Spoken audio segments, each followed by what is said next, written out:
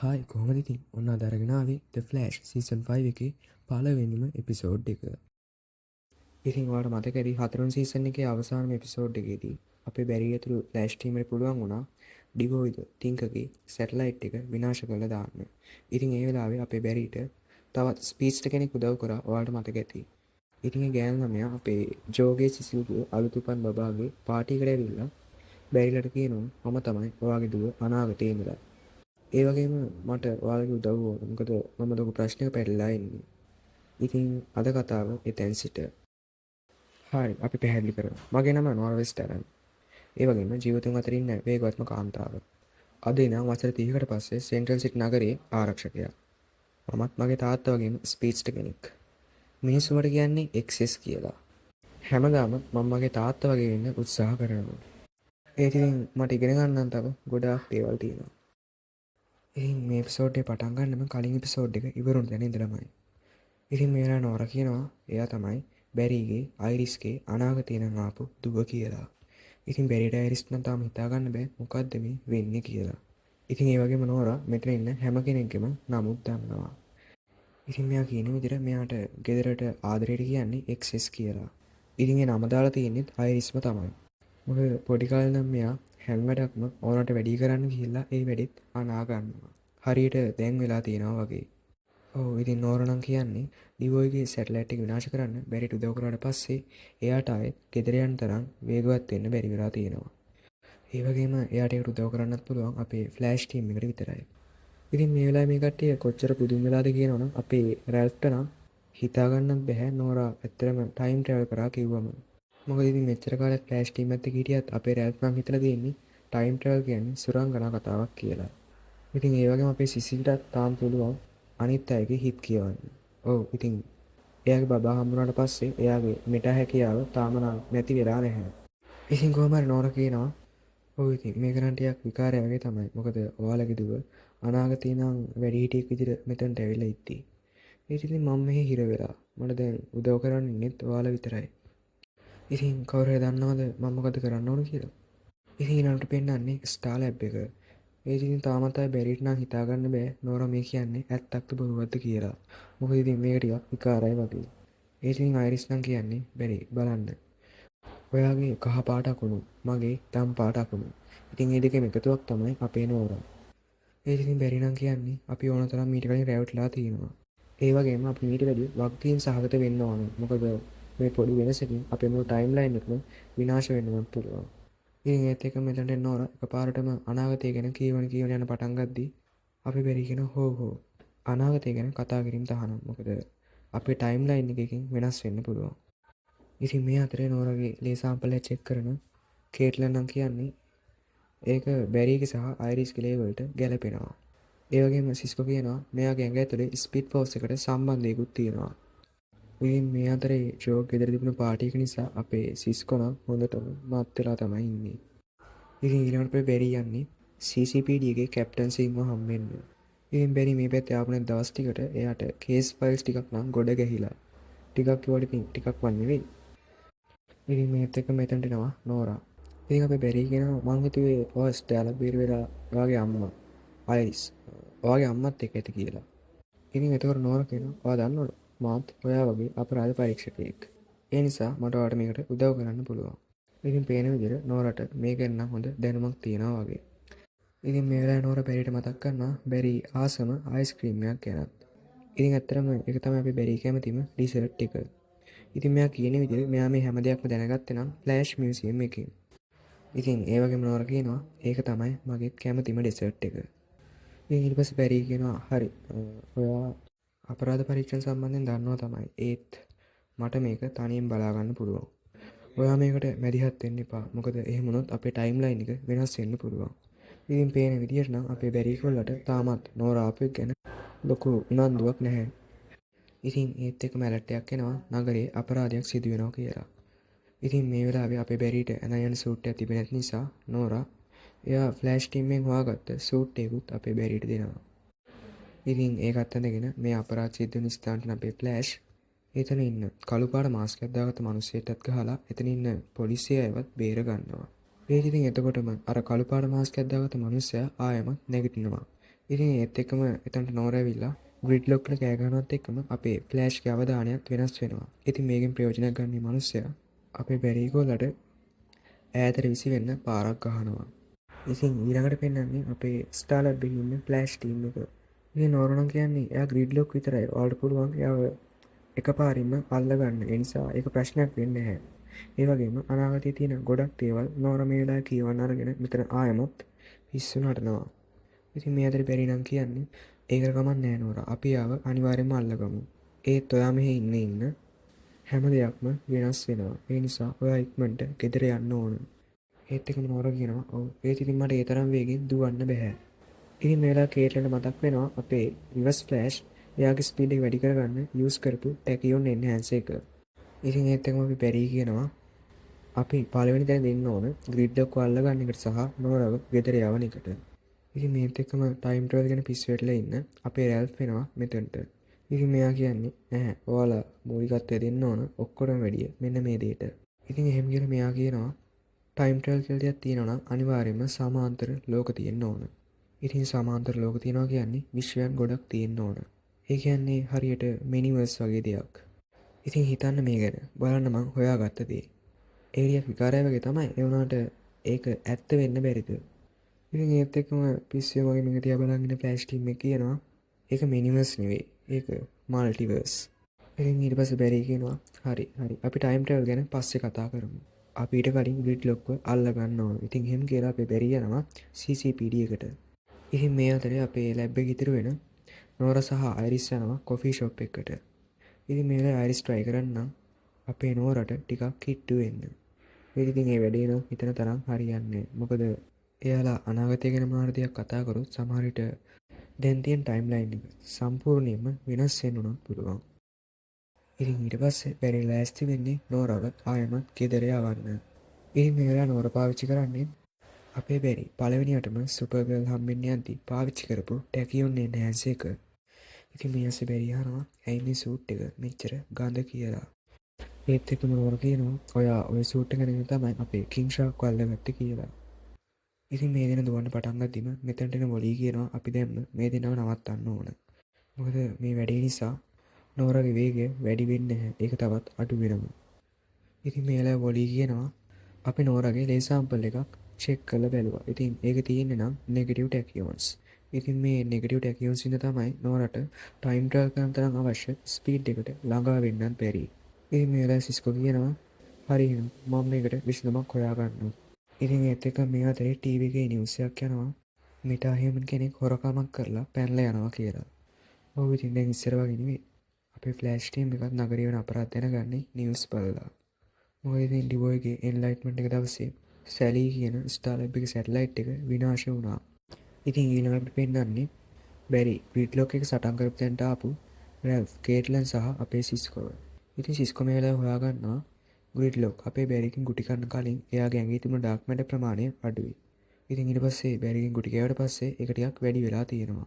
ඉතින් අවසානට මෙයා බැරියට ඈතට විසිවෙන්න පාරක් ගැහුවානේ. මේ වෙලාවෙදී එයාගේ ඩාර්ක් මැටර් ප්‍රමාණය හොඳට වැඩි වෙලා තියෙනවා. ඉතින් ඒ කියන්නේ මෙයා ගුටි කන්න තවත් ශක්තිමත් වෙනවා. ඔව් එහෙම තමයි. හරියටම කිව්වොත් මෙයාට පුළුවන් මෙයාගේ වටේ තියෙන චාලක ශක්තිය උරා ගන්න. ඉතින් මේ අතර රැල්ෆ් කියනවා ෆ්‍රොස්ට් හිටියනම් අපිට මේ වැඩේ තව ටිකක් ලේසි වෙයි. ඉතින් ඒත් එකම කේට්ලන් කියනවා ඩිවෝයි සහ අපි අතර සිදුවෙච්ච සටනේදී කිලර් ෆ්‍රොස්ට් යන්නම ගියා. ඊට පස්සේ කවදාවත් එයා ආවෙ නැහැ. ඉතින් ඒ වගේම මේ කතාව අතරේ අපේ රැල්ෆ් දැනගන්නවා කේට්ලන්ගේ තාත්තත් මැරිලා කියලා. ඉතින් මේ අතර අපිට පෙන්වන්නේ අපේ බැරි සහ අයිරිස්ව. ඉතින් අයිරිස් මේලා බැරිගෙන් අහනවා ඔයා තාමත් හිතන්නේ නෝරා ගෙදර යන්න ඕන කියලාද? මොකද නෝරා මටත් වැඩිය ඔයත් එක්ක කිට්ටු වෙන්න ඉන්නවා. ඉතින් මේ වෙලාවේ අයිරිස් කියනවා මතකද බැරි ඔයා ඉස්සරත් ඕන තරම් ටයිම් ට්‍රැවල් කරලා තියෙනවා. එකපාරක් ස්නට්ට ගේන්නත් ඔයා අතීතයට ගියා. ඒ වගේම සැවටා කියන්නේ කවුද කියලා අඳුරගන්නත් ඔයා අනාගතයට ගියා. ඒ වගේම වේල්ස් එක්ක ට්‍රේනින් කරන්න ඔයා 2015ටත් ගියා. ඉතින් මේක වෙලාවකත් ටයිම්ලයින් එකට නම් හානියක් වුණේ නැහැ. ඒ වගේම ඔයා මගේ ජීවිතේ බේරගන්නත් අපේ ඉරණමත් වෙනස් කරා. ඉතින් එහෙම වෙලත් ඇයි ඔයා මේ නෝරා ඉන්නවට අකමැති වෙන්නේ? මේක අපිට විශේෂ අවස්ථාවක් නෙමෙයිද අපේ දුවත් එක්ක ගොඩක් සම්බන්ධ වෙන්න. ඔව් ඒක එහෙම තමයි අයිරිස්. ඒ වුණාට ටයිම් ට්‍රැවල් නිසා මගේ ජීවිතයේ සාමාන්‍ය විදිහට වෙන්න තිබ්බ ගොඩක් දේවල් අසාමාන්‍ය විදිහට තමයි වුනේ. අඩුම තරමේ මට මගේ දෙමාපියන් එක්ක ඉන්න තිබ්බ අවස්ථාවක් නැති වෙලා ගියා. මේ අහන්න අයිරිස් මට ඇත්තටම පවුලක් ඕන වුණා. ඒ වගේම මම දැනගෙන හිටියා අනිවාර්යෙන් අපිට කවදා හරි බබෙකුත් හම් වෙනවා කියලා. ඒත් ඉතින් මේ විදිහට නම් නෙවෙයි. ඔයාලට හිතෙන්නේ නැද්ද අපිට එයාගේ හැම අවස්ථාවක් මිස් වුණා වගේ කියලා? ඒ කියන්නේ ඔයා ඉස්සලාම් ප්‍රෙග්නන්ට් වෙයි. ඊට පස්සේ මං එයාගේ පළවෙනි හાર્ට් බීට් එක අහයි. ඉතින් ඊට පස්සේ එයාව අපි ගෙදර එක්කන් එයි. ඒ වගේම එයාගේ පළවෙනි හිනාවක් දකි. එතකොට එයාගේ පළවෙනි දත, එතකොට මං එයාට අකුරු කියවයි. ඒ වගේම එයා පළවෙනියටම ඉස්කෝලේ යන දවස. ඒත් එක්කම අපි දෙන්නගේ පළවෙනි දිවීම. ඉතින් ඔයාලට හිතෙන්නේ නැද්ද ඒ හැම දෙයක්ම අපිට මග හැරුණා කියලා? ඒත් ඉතින් අයිරිස් කියනවා ඔව් බැරි. මට ඔයා කියන එක තේරෙනවා. ඒ වුණාට නෝර මේ හිටිය කියලා අපිට කිසි දෙයක් නැති වෙන්නේ නැහැ. අපිට අමතර අවස්ථාවක් හම් වෙනවා එයාට වඩාත් හොඳ දෙමාපියෝ දෙන්නෙක් වෙන්න. ඉතින් ඒ වගේම ඉස්සරහට වෙන්න තියෙන දේවලුත් ඒ විදිහටම වෙයි. ඒවටත් ප්‍රශ්නයක් වෙන එකක් නැහැ. ඉතින් බැරිගොල්ලා කියනවා ඔව් ඔයා කියන කතාවත් ඇත්ත. අපිට හැම අවස්ථාවක්ම ඉදිරියේදී හම්බෙයි. ඉතින් ඒත් එක්කම අපි බැරිගොල්ලට එක දෙයක් මතක් වෙනවා. ඊට පස්සේ මෙයා යන්නේ නෝරා ගාවට. ඉතින් නෝරා ළඟට එන බැරි අහනවා නෝරා අනාගතයේදී ඇත්තටම මට මොකද්ද වෙන්නේ? අනිත් එක ඔයා යන්න හදන ඔයා කිව්වා ඔයාගේ අම්මත් එක්කම ජීවිත කාලෙම ගත කරා කියලා. ඒත් ඉතින් එහෙම දෙයක් මට කිව්වේ නෑනේ. ඇත්තටම මට මොකද්ද වෙන්නේ? ඉතින් නෝරා ජීඩියන්ගේ රූම් එකට ගිහින් බැරිට අනාගතේ එන්න තියෙන නිවුස් එකක් පෙන්නනවා. ඉතින් ඒකේ තියෙන්නේ නම් ෆ්ලෑෂ් තවමත් අතුරුදහන් කියලා. ඉතින් අපේ බැරිට නම් මේක හිතා ගන්නවත් බෑ. ඊට පස්සේ එයා අහනවා කොච්චර කාලයකටද? ඉතින් ඊට පස්සේ නෝරා තව නිවුස් එකක් පෙන්නනවා. ඉතින් ඒකේ තියෙන්නේ අවුරුදු 25ක් වෙනවා. තාමත් ෆ්ලෑෂ් අතුරුදහන්. ඔව් ඉතින් ඒ කියන්නේ ෆ්ලෑෂ් ආය කවදාවත් එන්නේ නැහැ. ඉතින් නෝරා කියන විදිහට නෝරා ඉපදලා පොඩි කාලෙමයි බැරි අතුරුදහන් වෙලා තියෙන්නේ. ඉතින් ඒ නිසා බැරිත් එක්ක එයාට හරි මතකයක්වත් නැහැ. ඉතින් නෝරා මෙහෙට එන ඇත්තම හේතුව තමයි තමන්ගේ තාත්තත් එක්ක කාලය ගත කරන එක. ඉතින් ඒ නිසාම තමයි එයා නෙගටිව් ටැකියොන් එන්හැන්ස් එකක් යූස් කරලා තියෙන්නේ. මොකද ඒක තියෙනකන් එයාට ගෙදර යන්න තරම් වේගයකට ළඟා වෙන්නත් බැහැ. ඉතින් ඒ කියන්නේ බැරිලගේ වෙඩින් එක දවස් තමයි අපේ නෝරට ඉස්සල්ලාම එයාගේ තාත්තව හම්බුනේ. ඉතින් බැරි අහනවා ඇයිවා මේක අපිට හැංගුවේ කියලා. ඒත් ඉතින් නෝරා නම් කියන්නේ මම ඔයාලට මේක කියන්න පුළුවන් තරම් විදි උත්සාහ කරා. ඒත් ඉතින් ඒකක්වත් හරි කියනන් නැහැ. ඉතින් එතකොටම බැරි අහනවා අයිරිස් එයාට මොකද්ද වෙන්නේ? ඉතින් නෝරා කියන්නේ ඔව් අපි දෙන්න නම් එකට ජීවත් වෙනවා. ඉතින් ඒත් එක්කම නෝරා කියනවා මට හැමදාම ඕනේ ඔයා වගේ වෙන්න. ඒත් ඉතින් අඩුම තරමේ මම ෆේස් වෙන්නවත් දන්නේ නැහැ. ඒ කියන්නේ විවිධ වස්තුන් හරහා යන්න. ඒත් එක්කම මට ඇත්තටම ඕනේ ඔයත් එක්ක දවසක් ගත කරන්න. ඒ වගේම ජීවිතේ පළවෙනිම වතාවට ඔයත් එක්ක දුවන්න. මට සමා වෙන්න. මොකද මම කිසිම වගකීමක් දරන්න බැරි ස්පීච්ට කෙනෙක්. මම මේ දේ නොකර ඉන්නයි තිබුණේ. ඉතින් බැරි කියනවා මං හිතුවේ මට වාගේ හැම පළවෙනි අවස්ථාවකම මග යනවා කියලා. ඒත් ඉතින් ඇත්තටම අනාගතයේදී ඒ අවස්ථාව බලන්නවත් මං එතන ඉන්නේ නැහැ. ඉතින් මේලා අපේ බැරි කොල්ලට නම් ඇත්තටම ඇඬෙනවා. ඒත් එක්කම ඇලර්ට් එකක් එනවා ග්‍රිඩ්ලොක් ඉන්න තැනක් හොයාගත්තා කියලා. ඉතින් ඒත් එක්කම නෝරා කියනවා තාත්තේ ඔයා ගිහින් එක හරි ගස්සලා එන්න. ඊට පස්සේ ඉතින් මාත් ගෙදර යන්නම්. ඉතින් ඊළඟට පෙන්නන්නේ අයිරිස්. අයිරිස් මේලා හොයාගෙන තියෙනවා ග්‍රිඩ්ලොක්ගේ ඇත්තම නම විලියම් ලෑන් කියලා. ඉතින් ඒ වගේම මෙයා මිනි මරුවෙක්. ඉතින් කොහොම වුණත් මෙයාලගේ සැටලයිට් එක නැතුව නම් මෙයා හොයාගන්න ටිකක් අමාරුයි. ඉතින් ඒත් එක්කම සිස්කෝ කියනවා අපිට සෙල්ෆෝන් එකක් හැක් කරන්න සැටලයිට් එකක් ඕන වෙන්නේ නැහැ. ඉතින් එහෙම කියලා ස්ටාර්ලබ් එකේ කම්පියුටර් එකකින් මෙයා කොහොම හරි මෙයා ඉන්න තැන හොයාගන්න සමත් වෙනවා. ඉතින් මෙයා දැන් ඉන්නේ නම් ප්ලේන් එකක් ඇතුලේ. ඉතින් මෙයා අපේ බැරිට තේරෙනවා මෙයා හදන්නේ ප්ලේන් එක බිමට වටවන්න. එතකොට ඒකෙන් අතිවිශාල චාලක ශක්තියක් නිකුත් වෙනවා. ඉතින් ඒත් එක්කම අපිට පෙන්නන්නේ ප්ලේන් එකක් ඇතුලේ ඉන්න ග්‍රිඩ්ලොක්ව. ඉතින් එයාට එහා පැත්තේ පැසෙන්ජර් කෙනකින් මෙයා අහනවා අංකල් මොනවද බෑග් එකේ තියෙන්නේ? රත්තරන් බඩු. ඉතින් එහෙම කියලා එකපාරටම මේ මනුස්සයාකට අත් තියෙන ග්‍රිඩ්ලොක් ඒ ප්ලේන් එකේ එක එන්ජින් එකක් පුපුරවලා දානවා. ඔව් ඉතින් ඒත් එක්කම තව ටිකකින් දෙවෙනි එන්ජින් එකත් පුපුරලා දානවා. ඔව් ඉතින් දැන් මේ ප්ලේන් එක කෙලින්ම කඩාගෙන වැටෙන්නේ සෙන්ට්‍රල් සිටි නගරයට. ඉතින් මේලා ෆ්ලෑෂ්ට හිතා ගන්න බෑ මොකද්ද කරන්න කියලා. ඉතින් ඒත් එක්කම නෝරා කියනවා ඔයා එකපාරක් කරා වගේ මේ ප්ලේන් එකත් වයිබ්‍රේට් කරන්න. එතකොට කිසිම ප්‍රශ්නයක් නැතුව මේක බිමට ලෑන්ඩ් කරන්න පුළුවන්. ඉතින් නෝරා මේ කියන්නේ අනාගතයේදී කරන දෙයක් ගැන. බැරි තාම දන්නේවත් නැහැ එයාට මෙච්චර දෙයක් කරන්න පුළුවන් කියලා. ඉතින් ඒත් එක්කම අයිරිස් කියනවා ඔයාට මේක අනිවාර්යයෙන් කරන්න පුළුවන්. ඉතින් ඊට පස්සේ අපේ සිස්කෝ උදව්වෙන් බැරි වොලි සහ එක්සස් එහෙම නැත්නම් නෝරා යනවා මේ කඩාගෙන වැටෙන ප්ලේන් එක ඇතුළට. ඉතින් මේ වෙලාවේ මෙයාලා මේක ෆේස් ගන්න try කරත් නෝරට නම් ඒක කරගන්න බෑ. ඉතින් මේ වෙලාවේ අපේ බැරි නෝරට කියනවා හොඳට හුස්ම ගන්න. ඔයාට දැන් ඔයාගේ කකුල යට තියෙන පොළොව දැනෙනවා. ඒ වගේම මේ ප්ලේන් එකේ දෙදරීමත්. ඉතින් ඔයාට දැන් ඔයාගේ මූණේ වදින වාතය දැනෙනවා. ඒ වගේම ඔයාගේ ඇඟ හරහා යන ඒ අකුණු සැර විඳින්න. ඉතින් ඒක දැනෙන්නේ ඔයාගේ හැම ස්නායුවකම ගමන් කරන කරන්ට් එකක් වගේ. ඔයාට කවදාවත් ඒ දැනෙන ෂොක් එක ඉවර කරගන්න ඕනේ නැහැ. තවදුරටත් ඔයා නම් ඔයා නෙවෙයි. ඔයා ස්පීඩ් ෆෝස් එකේ කොටසක්. ඉතින් ඔයාලට මතක ඇති මේ විදිහටම තමයි අපේ ඉයර්බෝඩ් ටෝන් එහෙම නැත්නම් රිවර්ස් ෆ්ලෑෂ් උත් අපේ බැරිට ඉස්සල්ලාම ෆේස් වෙන්න කියලා දුන්නේ. ඉතින් හැමෝම හයියෙන් අල්ලගන්න කියලා මේ තුන් දෙනාට කොහොම හරි පුළුවන් වෙනවා මේ ප්ලේන් එක ප්‍රශ්නයක් නැතුව බිමට ලෑන්ඩ් කරන්න. ඉතින් ඊට පස්සේ ස්ටාර් ලැබ් එකේ මේ තුන් දෙනාට හම්බෙන්නේ අපේ සිස්කෝව. ඉතින් සිස්කෝ මේ වෙද්දිත් අර ටැකියොන් එන්හෑන්ස් එක වැඩි දියුණු කරලා හදලා තියෙන්නේ. ඔව් ඉතින් ඒ කියන්නේ දැන් නෝරට ගෙදර යන්න පුළුවන්. ඉතින් ඒ වුණාට මේ වෙලාවේ බැරි නම් කියන්නේ මට පේන විදියට අපේ අලුත් ස්පේස්ටට ටික කාලයක් මෙහි ඉන්න වෙයි. මොකද අපි යාට පුහුණු වීමක් දුන්නෙත් නැහැනේ. ඔව් ඉතින් අපි මේ බැරි කොල්ලා කියන්නේ මෙයාව අපි ගෙදර යවන්න ඕනේ නැහැ. මෙහි තියාගමු කියලා. ඉතින් ඒත් එකම අයිරිස් කියනවා ඒ කියන්නේ මෙයාට ඉන්න තැනක් නම් ලෑස්ති කරන්න වෙයි. ඒත් එකම නෝර කියනවා ඔව් මම එහෙනම් අපේ සීයා ජෝ ඉන්න තැන ඉන්නම් කියලා. ඉතින් පේන විදිහට නම් මේ තැන ගැන දැනගෙන ඉඳලා තියෙන මෙච්චර කල් අපේ ජෝ විතර. ඉතින් දැන් නම් මුළු ෆ්ලෑෂ් ටීම් එකම දන්නවා ජෝගේ මේ තැන ගැන.